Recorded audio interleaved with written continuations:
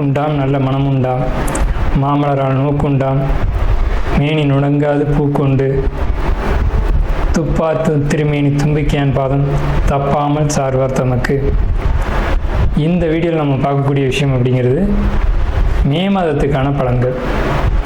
இந்த மே மாதம் அப்படிங்கிறது ஆங்கில மாதம். மே மாதம் அப்படிங்கிறது சித்திரையினுடைய 18ஆம் தேதியிலிருந்து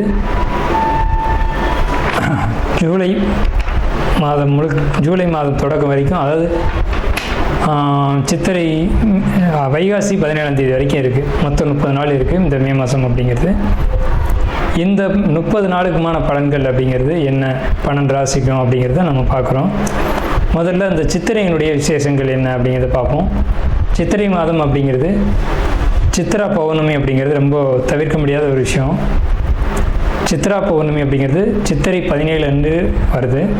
சித்திரை 17 அப்படின்னு எடுத்துக்கிட்டிங்கன்னா சித்திரை 18 வரைக்குமே பௌர்ணமி இருக்கும். சித்திரை 18 தான் மே மாதத்தினுடைய முதல் நாள். அப்போ இந்த மே மாதம் தொடங்கிறது சித்ரா பௌர்ணமியில் தான் தொடங்குது. ஸோ இந்த மே மாதம் மிகுந்த சிறப்பு வாய்ந்த மாதம் அப்படிங்கிறத நம்ம தெரிஞ்சுக்கணும். இந்த மாதத்தினுடைய கிரக நிலைகள் அப்படிங்கிறது ரொம்ப ரொம்ப ரொம்ப விசேஷமாக இருக்குது. என்ன விசேஷமாக இருக்குது அப்படின்னு கேட்டிங்கன்னா, மேஷத்தில் வழக்கம் போல் எல்லா சித்திரை மாதத்திலும் சூரியன் உச்சமாக தான் இருப்பார். ஆனால் இந்த வருடம் மட்டும் செவ்வாய் ஆட்சி பலம் கொண்டு அதே வீட்டில் இருக்கார். அதே மாதிரி ரிஷபத்தில் புதனும் சுக்கிரனும் 2 நட்பு கிரகங்களும் இணைஞ்சு ஒரு அற்புதமான ஒரு நிலையில், சிம்மத்தில் கேது, அடுத்த நிலையில் பார்த்திங்கன்னா மிதுனத்தில் குரு, அவர் இந்த மாதத்தில் கடகத்தை நோக்கி பயணிப்பார். அதே மாதிரி கும்பத்தில் ராகு, மீனத்தில் சனி. இந்த மாதிரியான விசேஷம் கொண்ட ஒரு கிரக அமைப்புகள் இந்த மே மாதத்தில் அமைஞ்சிருக்குது அப்படிங்கிறது 12 ராசிக்குமே ரொம்ப ரொம்ப ரொம்ப சிறப்பான பலன்களை கொடுக்க இருக்குது. என்ன அப்படின்னு கேட்டிங்கன்னா, 2 சுப கிரகங்கள் அதாவது ஒரு சுப ராசியில், ரிஷபம் அப்படின்றது விசேஷமான ராசி, அங்கே புதனும் சுக்கிரனும் இணைஞ்ச மாதிரி ஒரு மாதம் பிறக்குது அப்படின்னாலே அது விசேஷம்தான். சரி, என்ன மாதிரியான நல்ல பலன்கள் நடக்கும் அப்படிங்கிறத நம்ம பார்ப்போம்.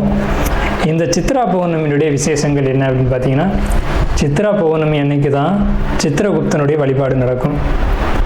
சித்திரகுப்தன் அப்படிங்கிறது யாருன்னு கேட்டிங்கன்னா, யமனுடைய பிஏ, அதாவது அசிஸ்டண்ட். இவர் தான் பாவ புண்ணிய கர்மா கணக்குகளை கையில் வச்சக்கூடியவர். ஸோ இவரை வழிபடக்கூடிய நாள் தான் சித்ரா பௌர்ணமி. அது மட்டும் இல்லாது ஒவ்வொரு குடும்பத்திலையும் அந்த குடும்பத்தினுடைய கன்னி தெய்வங்களை வழிபாடு பண்ணக்கூடிய மாதம்தான் சித்ரா பௌர்ணமி. சித்ரா பௌர்ணமி என்று விசேஷமாக அவங்கவுங்க குடும்பத்தில் கன்னி தெய்வங்களை எடுத்து வழிபாடு பண்ணுவாங்க. நம்ம வேணால் கன்னி தெய்வங்களுடைய வழிபாடு எப்படி அப்படிங்கிறது ஒரு தனி வீடியோவை கூட கொடுப்போம். ஸோ கன்னி தெய்வ வழிபாடு அப்படிங்கிறது ரொம்ப விசேஷமானதும் கூட, முக்கியத்துவம் வாய்ந்ததும் கூட. இதில் சித்திரகுப்தனுடைய வழிபாடு ரொம்ப ஒரு அவசியமான விஷயம்.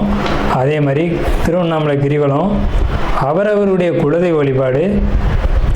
இதில் ரொம்ப குறிப்பிட்டு பேசணும் அப்படின்னா அன்னதானம் கொடுக்கறது.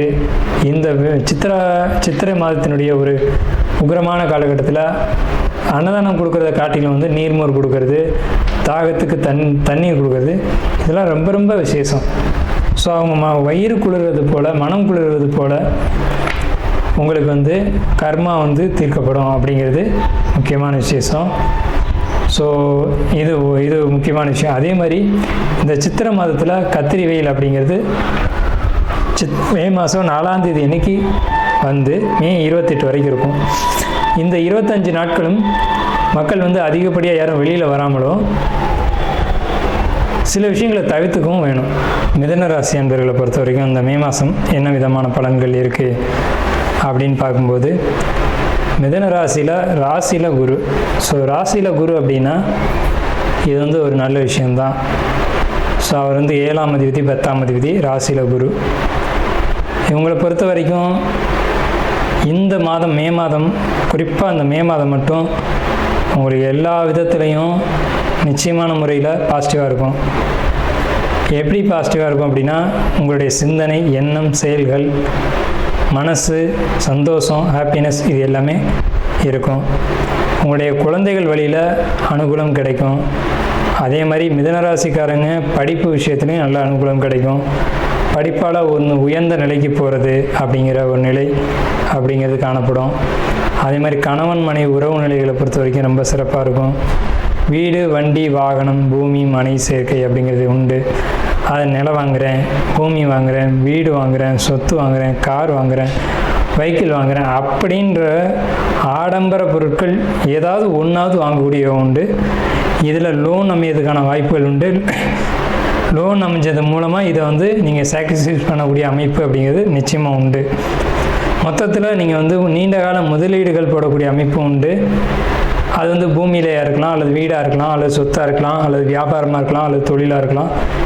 இந்த மாதிரி விஷயங்களில் நீங்கள் முதலீடுகள் செஞ்சு அந்த முதலீடுகள் மூலமாக நீண்ட காலத்துக்கு ஒரு நல்ல பலன்களை நீங்கள் அனுபவிக்க போகிறீங்க அப்படிங்கிறத மாற்றமில்லை. கடன் உண்டு.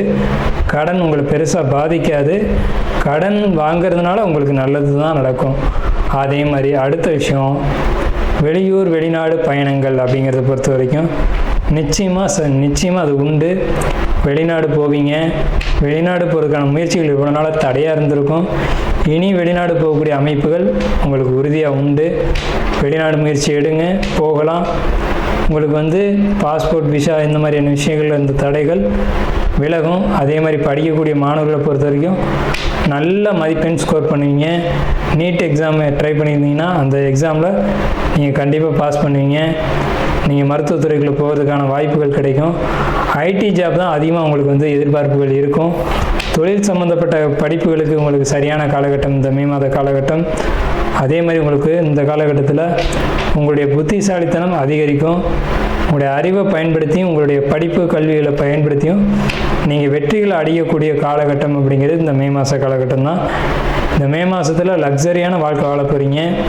அதே சமயத்தில் உங்களுக்கு எல்லா முயற்சிகளும் தாமதப்படும் அப்படிங்கிற ஒரு கட்டமைப்பும் இதில் உண்டு.